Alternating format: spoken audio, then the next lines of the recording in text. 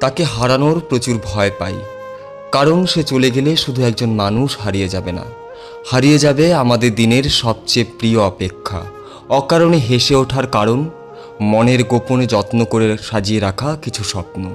আর হারিয়ে যাবে সেই অনুভূতিটুকু যার জন্য এই সাধারণ পৃথিবীটাকেও অসাধারণ সুন্দর মনে হতো।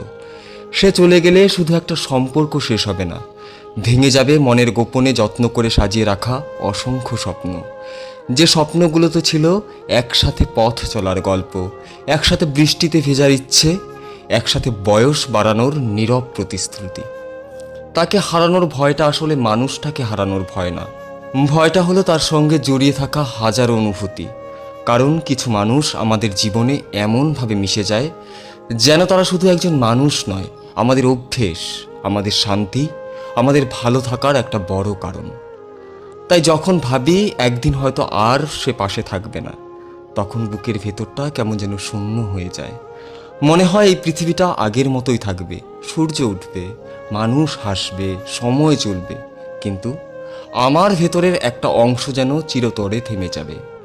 তবুও ভালোবাসার সবচেয়ে সুন্দর দিক হয়তো এটাই, যার জন্য হারানোর ভয় জন্মায়, সেই মানুষটাই একসময় বেঁচে থাকার সবচেয়ে বড় সাহস হয়ে ওঠে। আর তাই আজও আমি তাকে আগের মতোই ভালোবাসি, আগের মতোই আগলে রাখতে চাই। কারণ কিছু মানুষকে হারানোর ভয় পাওয়া দুর্বলতা নয়, বরং সেটাই প্রমাণ করে তারা আমাদের হৃদয়ের কতটা গভীরে জায়গা করে নিয়েছে। আর সত্যি বলতে, কিছু মানুষ চলে গেলে শুধু একজন মানুষ হারায় না, হারিয়ে যায় একটা পৃথিবী, একটা অনুভূতি, একটা গল্প, যেটা কোনোদিন আর ঠিক আগের মতো ফিরে আসে না। এটাই ছিল প্রিয় মানুষটাকে ঘিরে আমার অনুভূতি। এবং তোমার অনুভূতি কি সেটাও আমাদের কমেন্টে লিখে জানাও। কথাগুলো যদি ভালো লেগে থাকে একটা লাইক দিও, আর সাবস্ক্রাইব করে আমাদের পাশে থেকো।